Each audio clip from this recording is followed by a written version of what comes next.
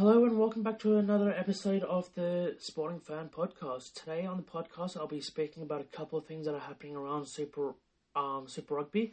The first is obviously a summary of the final that happened last weekend, as well as the season itself. And the second thing will be reporting that that there's going to be an end of Super Rugby at the end of the current deal, which expires at the end of next year. I'll quickly go through the season, then I'll speak about the final.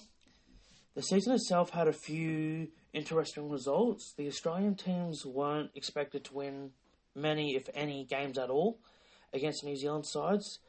I said on the podcast just before the Trans-Tasman games that I couldn't see any Australian victories, but there have been some good results for them. The Brumbies won 3 games against New Zealand sides, and the Waratahs beat the Crusaders. The Rebels also had a win over the Highlanders, so there were several positives for the Australian teams, namely that this was the first year in a long time that they had some strong results, and they were actually competitive in a lot of games. However, when it came to the finals, the New Zealand sides had all 5 teams make the finals, and the Australian teams only had 3 teams make it through, and only one Australian team made the semis. Some teams did a lot better than I expected. Obviously, the Waratahs did much better than they did last year. They beat the Crusaders, which I mentioned, which I think no one saw coming, and they made it through the quarterfinals, which is a much better result than they had last year, where they didn't win a single game against anyone, whether it be the Australian teams or the New Zealand teams. They didn't win a game, so much improved on their part, and they should be very happy with the results. With that kind of improvement. The Brumbies had 3 games. They won 3 games against the New Zealand sides this year, which shows improvement on their part as well. From last year, where they only beat the Hurricanes due to a missed penalty goal from Geordie Barrett, and they very nearly beat the Blues in Park in the semi-final, where they were over the ball and very nearly got a penalty, which, if the conversion went over, they actually would have won the game. They ended up losing by a point. So this shows that that they have improved quite a bit from last year to this year. The other 3 Australian teams, however, to put it bluntly, were pathetic against New Zealand sides. Yes, the Rebels beat the Highlanders in the final game of the regular season, and there were some competitive matches, but on the most part, their attack looked lost. The other 3 their attack looked lost and stagnant at times, and they really lacked direction. The rest were the worst. As the Force and Rebels aren't as strong of size as the Reds, but the Reds really should have been better than what they were, the Reds. The Reds looked lost at several points this year throughout the season, and it was clear that once Plan A didn't work, they didn't really know what to do. They didn't really have a Plan B. It's been found out that the whole game plan centers around the scrum and line-out, and the scrum was okay, and it looks good against the other Australian sides because the Australian sides, their scrum isn't as strong, but against New Zealand sides, at best, they could only really hold their own. They would never really had a dominant scrum, and the New Zealand teams clearly knew that. They obviously had seen the tape, and they shut them down fairly easily, and this was the same in the lineouts. The lineout drive, which they're relying on, was really shut down this year, and they just didn't know where to go once that was shut down. They looked completely lost. The Rebels and Force, their problem is that they struggle to get quality players to go there simply because of where they're based. Most of the quality players come out of the ACT, New South Wales or Queensland, and many players don't want to move to Melbourne, let alone Perth, and the local competitions aren't strong enough to bring up enough quality players. Obviously, some have had gone to those teams and they've improved which has made their side slightly stronger, but they're never really going to be the best teams regularly. They might get the odd win here and there, but they're not. I can't see them in either the long or the short term winning regular games unless they really develop their own juniors. The two Pacific teams struggled a bit, like any new team into an established competition. The first year, probably 2 or 3 years are usually fairly difficult because you're trying to establish combinations and that. But both the Jura and Moana Pacifica had good wins this year. Both won 2 games. So there are definitely things that they can take away as positives this year. Obviously, Moana had a rough time of it this year with both teams, with both them and often teams that they were playing against getting struck down with COVID. So often they were playing multiple games in a week. They were often playing on a Tuesday or a Wednesday to make up, and then they were playing again on the Friday or Saturday. Hopefully this doesn't happen again next year, so we get to see their full potential, and fingers crossed they get a few more wins under their belt. As for the New Zealand sides, as I said, all teams made the finals, and only the Hurricanes lost to an Australian team in the quarterfinals. They lost to the Brumbies, while the Highlanders got knocked out. They also got knocked out in the quarterfinals against the Blues. The teams that didn't make the grand final, so the Chiefs, the Hurricanes, and Highlanders, they've really had mixed results this year. The Chiefs beat the Crusaders this year when they scored a couple of tries late to win that game, and that was an incredible comeback. That game, that was a great game. But they also had a loss to the Brumbies, and they nearly lost to a pretty average Rebels team. The Hurricanes were in the same boat. They beat the Blues, and they were the only team to beat the Blues throughout the regular season this year. But then they lost to the Brumbies twice this year, as well as losing to the Force, which I forgot to mention earlier, who weren't much better than the Rebels, and they also lost to the Moana Pacifica.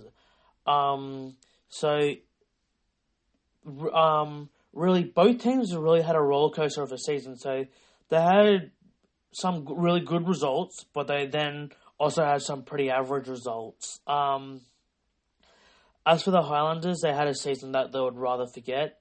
They only got to the finals because of a bonus point loss in the final game of the year against the Rebels, a game that they really should have won, and then they got knocked out in the first week of the finals to the Blues. I don't believe they beat a New Zealand side all year, so they have a lot to build on. They were close in a lot of games, but it's just their match awareness, the ability to get over the line, really let them down this year. Now to the teams that were in the final. The Blues and Crusaders finished 1 and 2 on the ladder, and it wasn't a fluke. Both teams played the best style of footy all year. As mentioned, they didn't have. Both teams had upset losses this year, which were a shock. The Blues to the Hurricanes, and then you had the like I mentioned, the Crusaders had losses to the Chiefs and the Waratahs.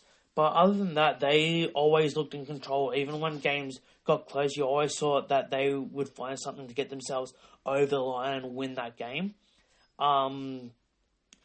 The only other loss that the Crusaders had all year was to the Blues. And this was the first time the Blues had beaten the Crusaders since 2014. And it was actually the first time they won it in Christchurch since 2004. So they've really improved in the last few years under Liam McDonald.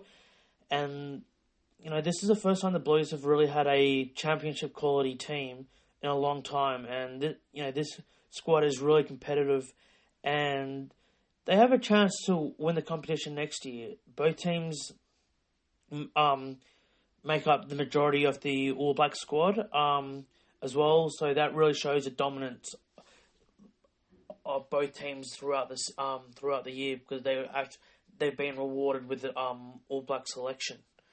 Now to the final itself. The Crusaders were the dominant team. Both teams were near full strength, with the main out being Ethan Blackadder for the Crusaders with a desiccated shoulder, which he needed surgery on, and he will be out for the rest of the year. It was a quality match. The best two teams were in it, and they both deserved to be in the final. There wasn't a dark horse that had an upset in the finals, and both teams, like I said, would play some terrific football this year. The Crusaders were the better team in the final, and they ended up getting up 21-7. They seemed to be in control for most of the game, and it quite easily could have been. They could have quite easily won by more. The Crusaders were held up over the line a couple of times. Another couple of times they were pushed out, or the Blues got a turnover. And so, but yeah, I think the Crusaders experienced some big games. They've been in the final basically they have been in the final every year since 2017. So that big game experience really came through, and they really dominated the game. Personally, I thought the Blues had a big chance of winning this game, and I thought they, being at Eden Park, and they've been so dominant throughout the year with only losing that one game. I thought they could, that would get them over the line, especially with the game being at Eden Park. The gambling companies also backed this up. They had the Blues as slight favourites to win, but as I said, the big game experience came through for the Crusaders, and the Blues just couldn't get into the game. The Crusaders really suffocated them, and yes, there was a short period of the game where it was about 10 to 15 minutes in the second half where you thought the Blues might be able to get back into the game. They did get a try. At that stage, it got to 16-7, and you thought, they could get back into this, back into the game here. But with the Blues scoring, the Crusaders just really switched back on and got back into their processes. They just came through and really dominated. The Crusaders could have easily had, like I said, they were held up twice over the line. Cody Taylor was taken out only centimetres away from the line, over the touchline. So they could have easily had another 3 or 4 tries, the Crusaders, and ended up winning by 30 points. But the one thing that I'll be interested to see is how this game affects the Blues going forward. We all know how the Crusaders will come back. We know that they're going to come back bigger, just as strong next year. But the Blues will be the one to watch next year, because when a team's beaten like they were in a final, the experience takes them one of two ways. They can use the experience to really grow, and the frustration of losing that final, especially at home, especially at the best ground in New Zealand, can really help them come back bigger and better next year, and they could be almost impossible to beat next year. Or they could go the opposite way, where they could completely crumble and go into the shell. This loss could really destroy them. They could, and they could end up near the bottom of the table. When teams lose like they did, there doesn't tend to be much in between.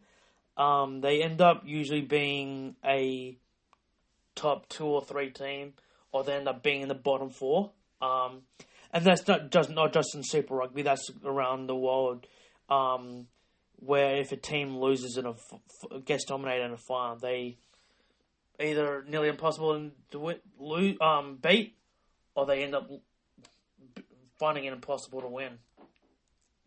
And I really hope for their sake, and as well as the competition, because they did play really well this year. I really hope that they are strong next year, because the team needs, the competition, I should say, really needs a lot of, you think that, because as much as I'm a Crusaders fan, and I would like to see the Crusaders win, you would like to see teams challenge them, and I'd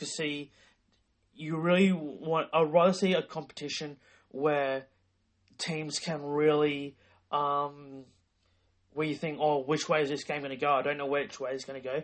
If you just turn the TV on and say, I know how this is going to go, the Crusaders or whoever are just going to blow them off the park, then it gets kind of boring watching it. So I really hope that there's the Blues, as well as a few other teams, really are really strong next year and have a possibility of beating, they really give the Crusaders a run for their money. It also would have been interesting to see a couple of households last week, as well as on the weekend, because there were actually 2 sets of brothers playing for opposite teams. Where one brother was playing for the Crusaders and the other brother was playing for the Blues. This, of course, was the Goodhue brothers, who were actually twins, Josh and Jack, and the Barrett brothers, who were Bowden and Scott, who were actually the captains of both teams.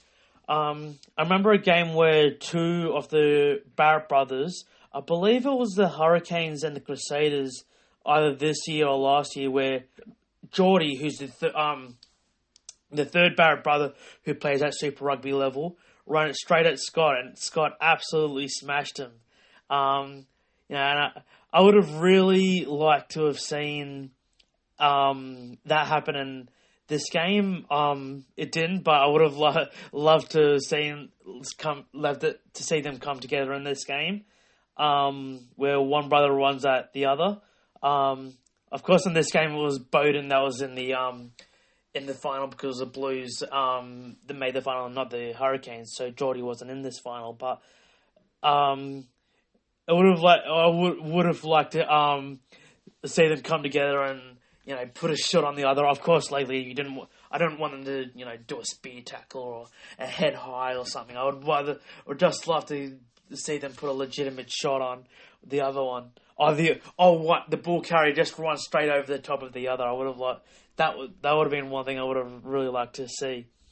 When I spoke to Josh and Jack's older brother Cam, he said that they did get along, but I reckon that all would have gone out the window for the game. You want to get the wood over your sibling.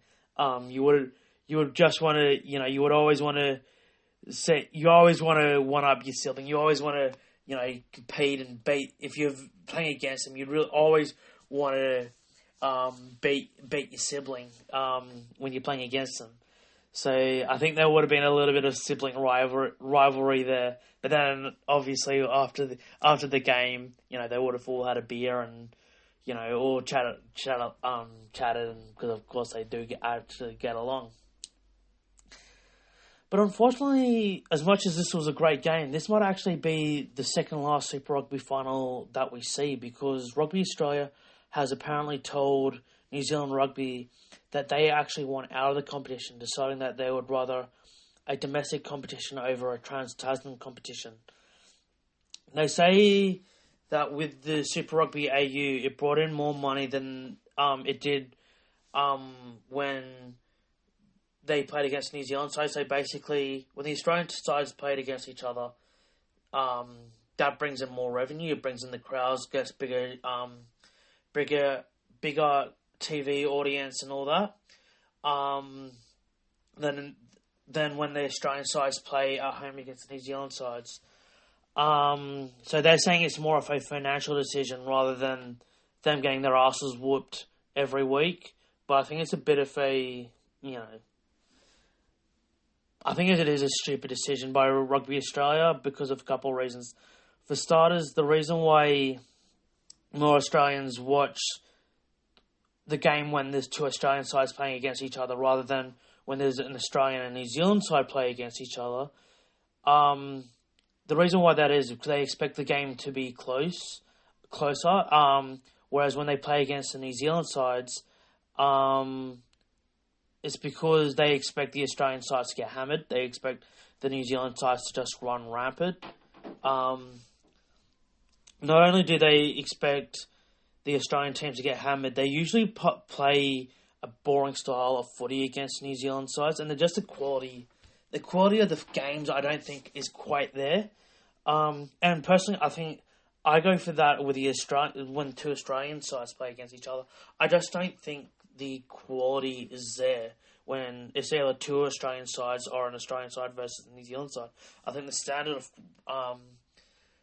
football is with the Australian teams is much lower than it is for the New Zealand teams.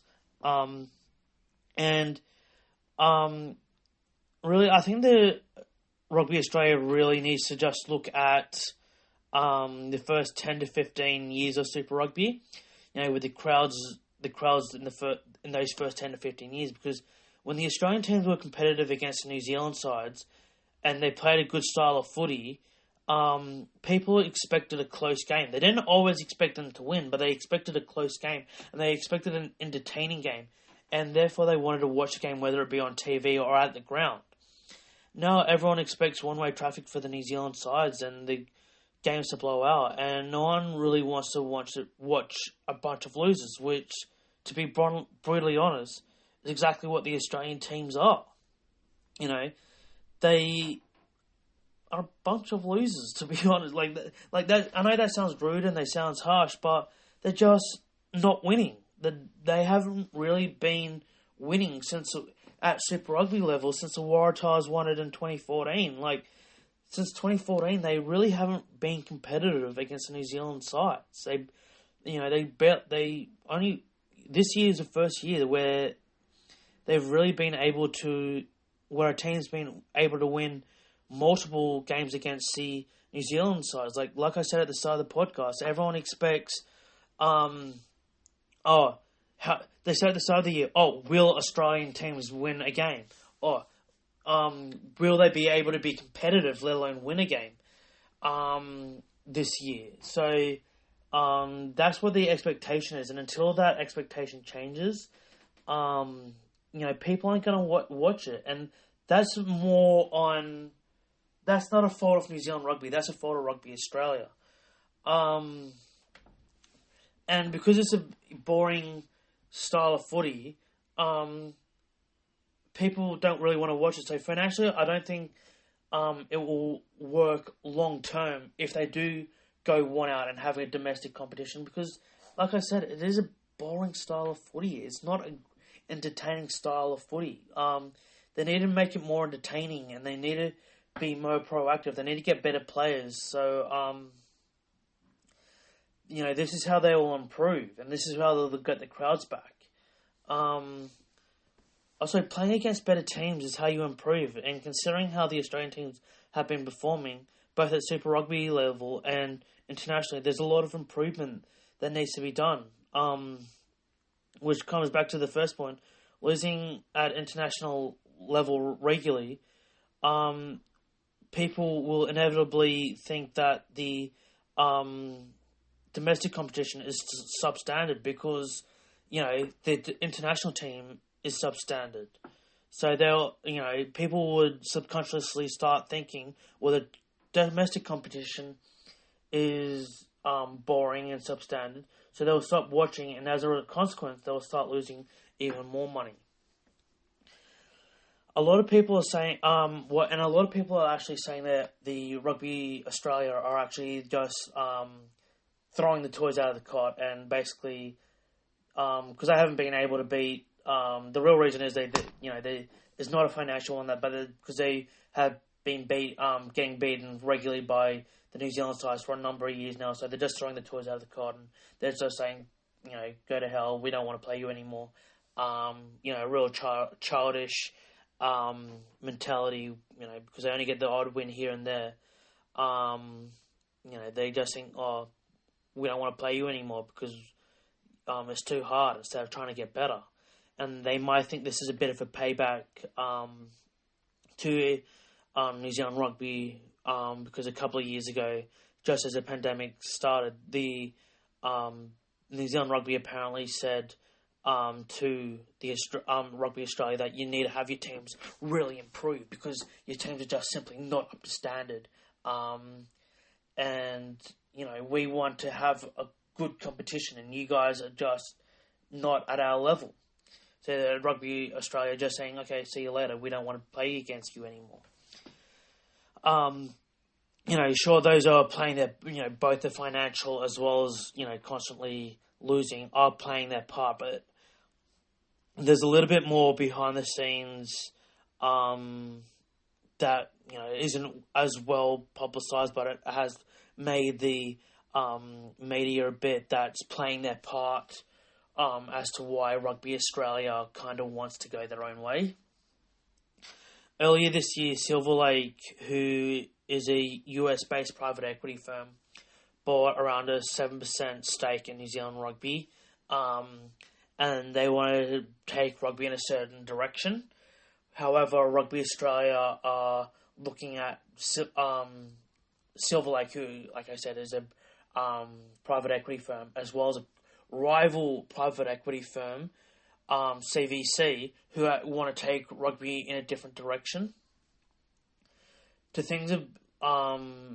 make things a little bit more complicated, Rugby Australia aren't really sure they want to sell at the moment because they haven't got much money and they are frequently losing, meaning that their value has taken a bit of a nosedive.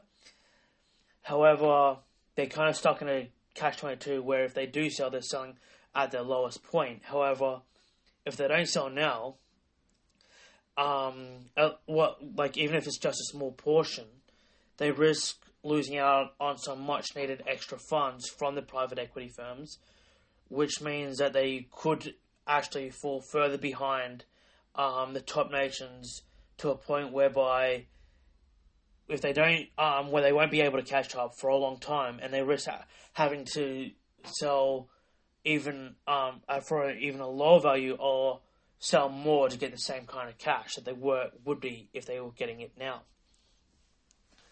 I believe CVC have already bought stakes in other rugby governing bodies around the world, and if they buy a part of Rugby Australia, they can squeeze New Zealand rugby out and in turn get one over on Silver Lake. In many ways it's petty, obviously by the private equity firms, but you also, because, obviously, you can have differences of opinion on how rugby should be governed, but, squeezing them out just to get one over on your competition is kind of petty. And it also is a bad look because, it's basically saying, well, if we can't beat you, we're not going to play against you. And it really cheapens the competition. It really makes you look like a bunch of losers. Rather than trying to get up to their level, which is kind of weird because the Northern Hemisphere teams have actually got a lot better over the last number of years, and they've actually have become more competitive. Of course, Australia, the Southern Hemisphere teams have actually won more World Cups still, and it's going to take a long time for the Northern Hemisphere to catch up to the Southern Hemisphere, but there's a real chance that France could actually win the next World Cup, which would really shake things up and really make the Southern Hemisphere teams really wake up and properly focus on their sport, on the grassroots, I should say. Whatever direction Rugby Australia decides to take, they need a complete revamp. They need to completely change the direction that they're going. I remember watching a Waratahs game earlier this year, and Tim Horan said on commentary that he didn't agree with people that said the money should go towards grassroots, but instead it should go towards the top players. So the best players stay in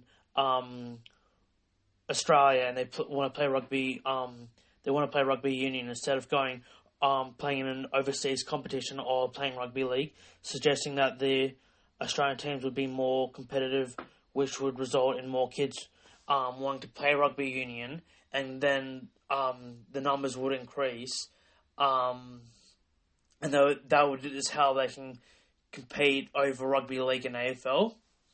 When I heard this, I was like, have you lived with your, with your blindfolds on or something since 2000? Like, have you not been paying attention? Because that's exactly what Union has done since 2000. Buying players from rugby league on bigger, when they could afford to put them on bigger money, especially, and they did this simply because since 2000, because they wanted to win the 2003 World Cup. They bought players like Lottie DeCurie, Wendell Saylor, Matt Rogers, these kind of guys from rugby league for the 2003 World Cup. And about 10 years ago, the money started running out, as there was no money being spent at the juniors, and no juniors were coming through, no quality juniors were coming through. And as time was rolling on, rugby league was able to start paying their players better, and therefore they'll it came a time where they were paying their players the same, and now they're actually paying more. So there was no incentive to switch codes for those rugby league players, because the only reason why they would switch is because of money. And now that they're not able to pay extra money, there's no incentive for those guys to switch over. Then Rugby Australia thought the solution to this is, instead of going to rugby league, they'll go to the Pacific Islands and poach the best players from the Pacific and have them play for Australia. This has also run into many problems as well, because New Zealand and many of the other European teams also poach many of the best Pacific players to play for their nation. So, Australia can get, can poach so many. And the other thing is, the Pacific nations are only small nations. How many players do you expect to get from those nations? Because also some of those players also want to play for their own nation.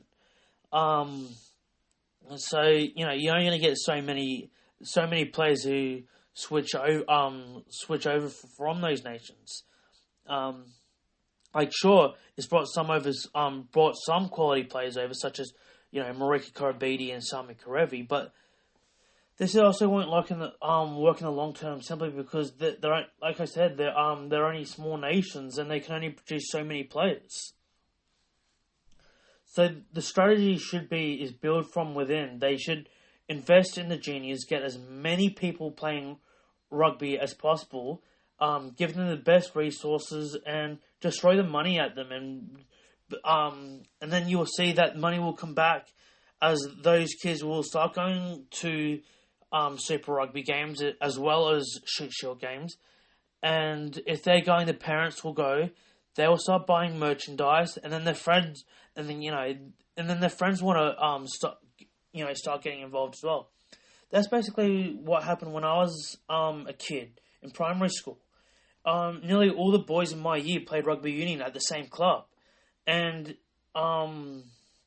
if the union does it, if the union does a similar kind of thing, where they get all the a certain percentage of the boys, they will get all the, and they'll also get it with the same with the girls. If the girls, they want the girls to come in, go to the women's game.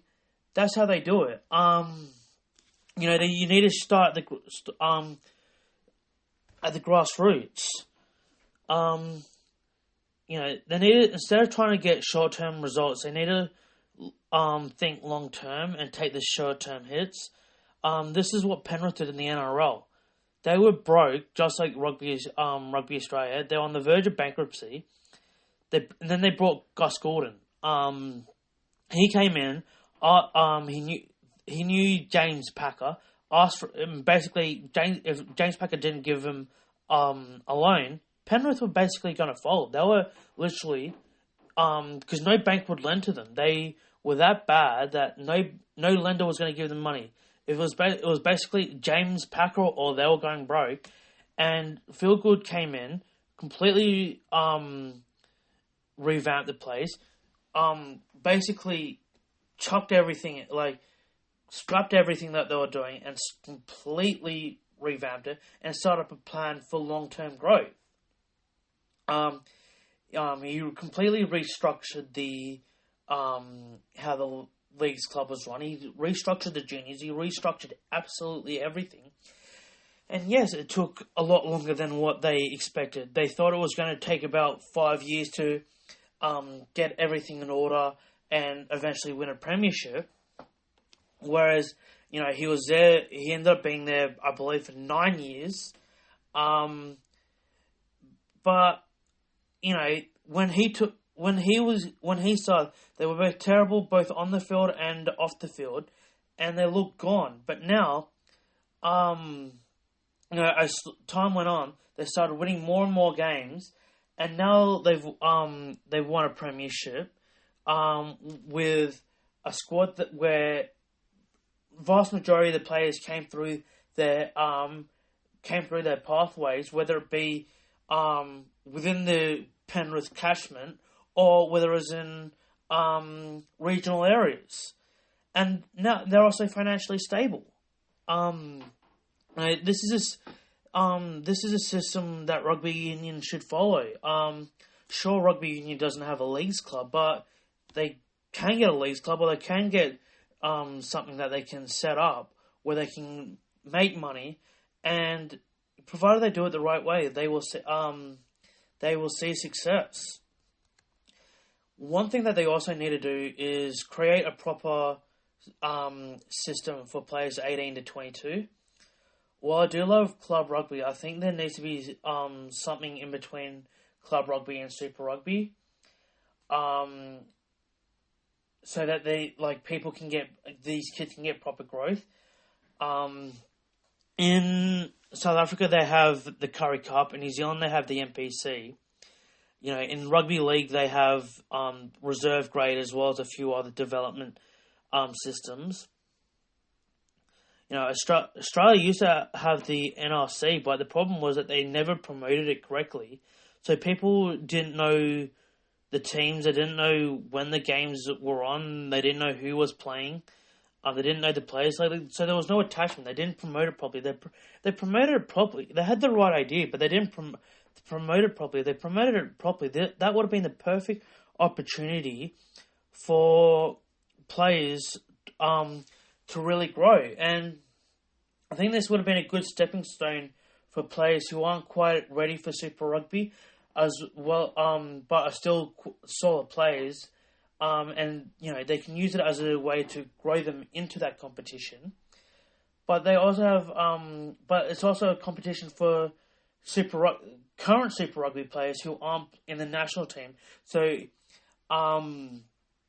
if there's ever a injury at the international level, they can just step up from that NRC or whatever you like to call it, or competition that you like to call it, and there isn't that big step because they're still playing against Super Rugby quality players, similar to what happens in the Currie Cup and the NPC, because there isn't that huge jump from club footy to international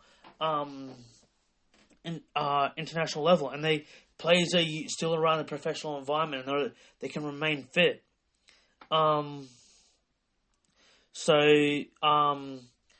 that's what I believe that should happen with Rugby Australia, and that was my summary of the Super Rugby season, as well as what I think Rugby Australia should do going forward. I'm interested to hear what you guys think about both the Super Rugby season, the final, as well as the what where the direction that Rugby Australia should take, whether you think that they should go in a domestic competition, or whether you think that they should play a